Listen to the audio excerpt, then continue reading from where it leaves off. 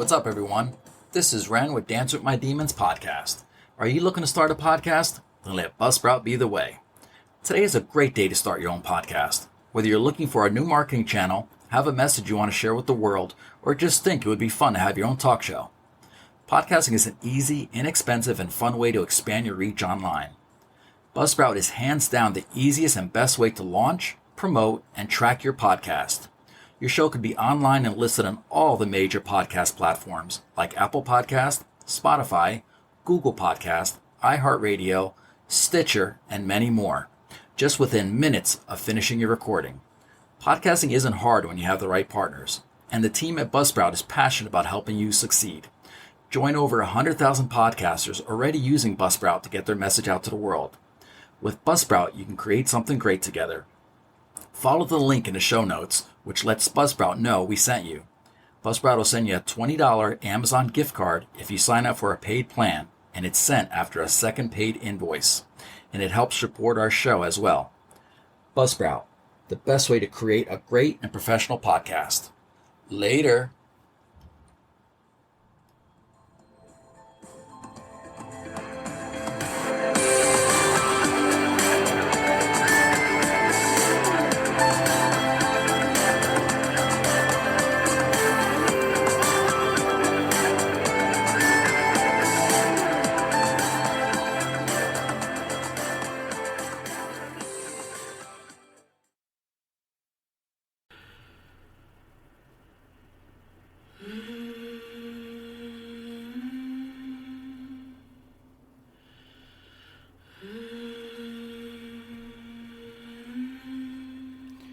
Hey, what's up, everyone? This is Ren, and welcome to Dance with My Demons podcast. This is Season 3, Episode 8, and I've entitled it, Hold On Tight to ZEN. On this episode, I want to talk about the importance of peace of mind and finding your ZEN, especially while you manage your mental illness and, manage your everyday life. So with that being said, sit back, hit play, and welcome to Dance with My Demons podcast.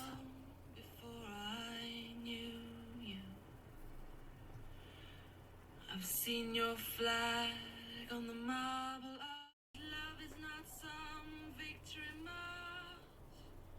It's a cold and it's a broad. Hey everybody, welcome back to Dance with My Demons podcast. This is Season 3, Episode 8, Hold On Tight to ZEN. So, what is peace of mind? I guess for me it's a sense of safety, security, a calm, literally being at peace. For others, peace of mind might be something different. Peace of mind, you might find that your ZEN being at a live music show, or being at your local bookstore with a cup of coffee, hanging out with your family and friends with a bottle of wine or a couple of beers and just hanging out, having a few laughs. For some, it might be working in your garden in the backyard. For others, it might just be, sitting in your office, reading a book, watching a movie, or something of that nature. But whatever it is, peace of mind is definitely something that needs to be had when you're managing your mental illness. For me, living with bipolar, it's something I've always strived for and gravitated for. And at the very beginning of being diagnosed, it was like my mission. How to find peace of mind. I think part of that task or starting that journey towards getting peace of mind, there needed to be a certain level of acceptance of that I have a mental illness and that I'm managing, living with bipolar.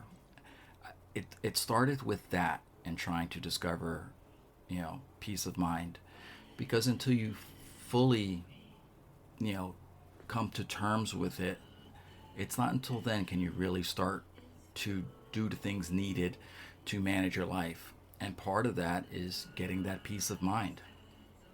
I would search for it everywhere, in music and books and religion, everything I could possibly think of, I would search for to try to find that peace of mind.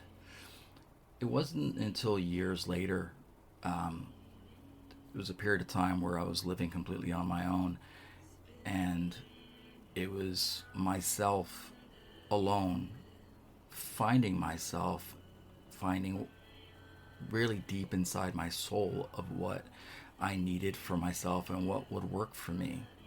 It started with a routine, a structure, um, working out and going to work and eating and doing all these things that I need to do with a certain level of discipline and timing, and making that a regular part of my everyday routine.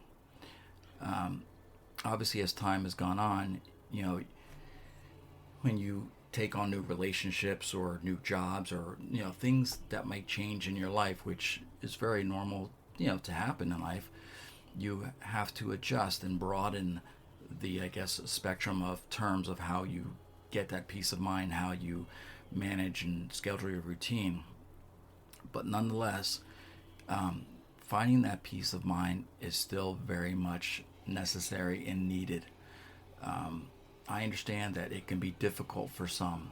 It could be, there might be folks out there that are dealing with more than one type of mental illness. It can be bipolar, it can be schizophrenia, it can be ADHD, it can be OCD, it can be PTSD, any combination or whatever pieces of the puzzle you might have and going on inside you.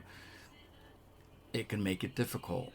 It can definitely add a wrench into the gears of life and make it complicated for you to manage.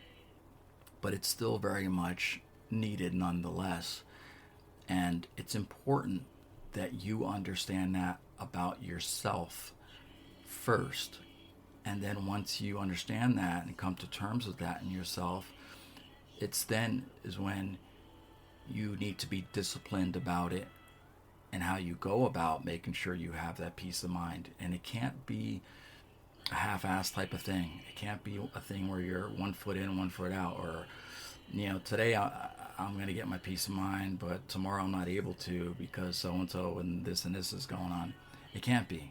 It has to be something that you manage and maintain, almost like waking up every morning, brushing your teeth, dressing and tying your shoes and having breakfast, or whatever your routine is every morning. It needs to be a part of that just as much as any of those other things that I named. It's important. It's what's going to keep you balanced. It's what's going to keep you even. And I fully understand that the circumstances of everybody's life are going to be different. And they're not always going to be as easy or as less complicated as others. But it's still needed nonetheless. If there's one thing I've learned over the years in managing my mental illness, is that I have the capability of finding peace of mind within myself and knowing myself, my mind, and my body well enough to know that when I need it, I have to have it, and I'm going to have it, because if I don't, I will begin a pattern of being unbalanced and uneven, and then it gets complicated.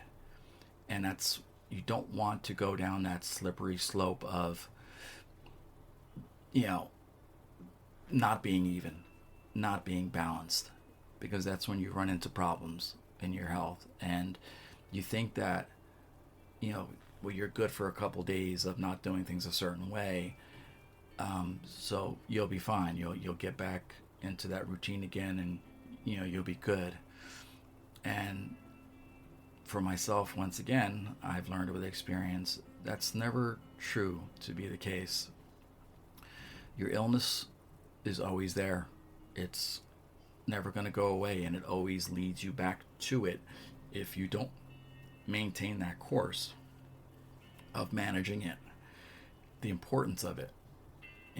It's always going to be there, and that's why it's so important to have that reality check with yourself and learn acceptance of it, because that illness is always going to be there. It's not going to go away. It's not something that can be just cut out and removed. It can be managed, and once you come to terms with that, the better off you'll be. You'll have times where you'll slip and fall, but over time, you have to learn to pick yourself up and start again. And it can be frustrating. It can be exhausting. Trust me, I know this. But nonetheless, you need to pick yourself up and start again. Um, it can be difficult to manage. You know, it can be very disruptive to relationships. It can be disruptive to your work environment. It can be disruptive to, you know, your sleep, your general health, everything that you have going on in your life. It can really throw things upside down.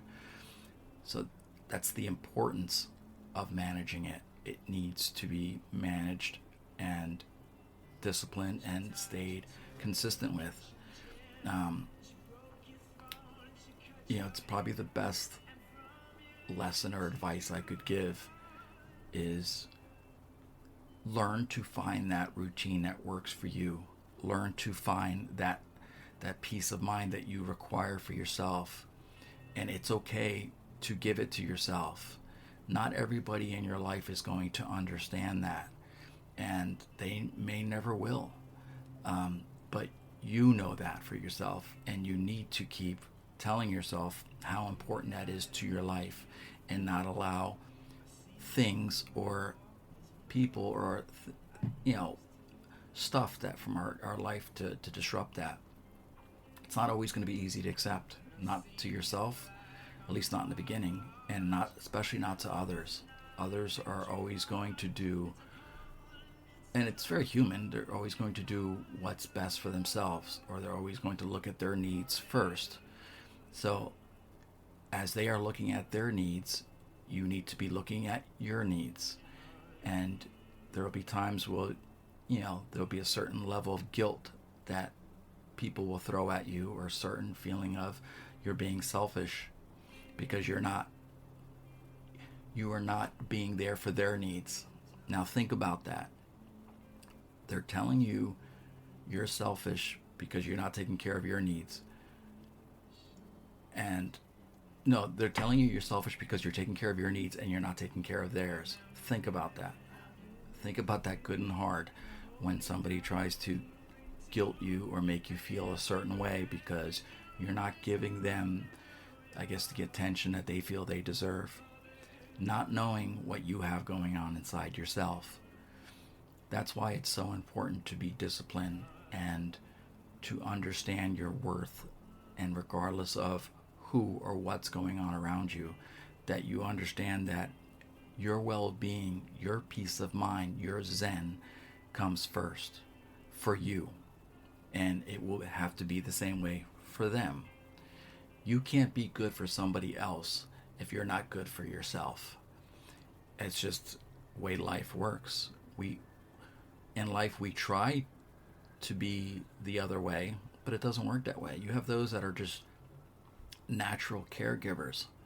They're such strong caregivers that that's all they know. They are kind of fixated on it, and when they can't do that, or they have to be disconnected from that, it can be very disruptive to their mind, and it can make it really difficult for them. And then what happens is when you can't be that caregiver, it's almost like you go into, fight or flight mode. Okay, well, what do? I somehow, some way I need to be caring for something, and I need somebody to reciprocate that to me. And unfortunately, that's not the healthiest way for things to work. That's where you kind of run into, codependency issues and, self-esteem issues and confidence issues and things of that nature. Things that can make it really hard to balance your life and, balance relationships and balance careers. It's having self-care first for your individual self. Respecting yourself enough to know that you need to manage yourself first before you can be helpful to others and be able to be a part of others and other things in your life. It's very important to understand that. These are key to managing mental health. And I think besides just mental health, just life in general, understanding these facts these things that are required of one of us to be healthy is very important, and it needs to happen.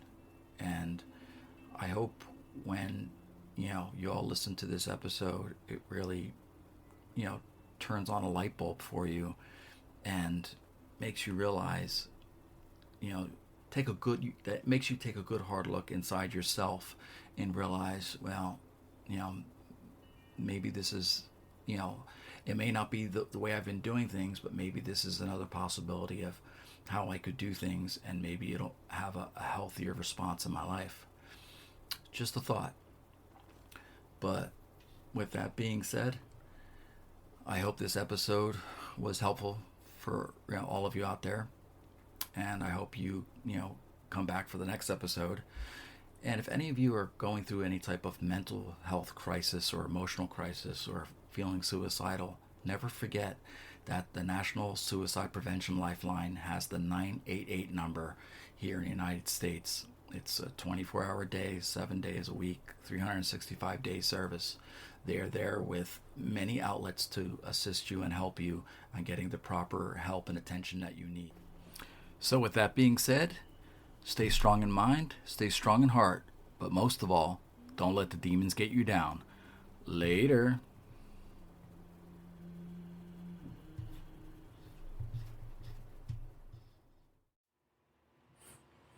I hope you enjoyed this week's episode. I'll be back with an all-new episode very soon. Until then, you can catch past episodes of Dance with My Demons podcast on anywhere you listen to your favorite podcast on. You can also catch me on Instagram at Dance with My Demons 69, on Facebook, Dance with My Demons podcast, on X at DWMD podcast 69. And also, if you or somebody you know is going through an emotional or mental crisis, 988 is the National Suicide Lifeline. Keep that in mind. We're all in this together, and everybody needs each other's help.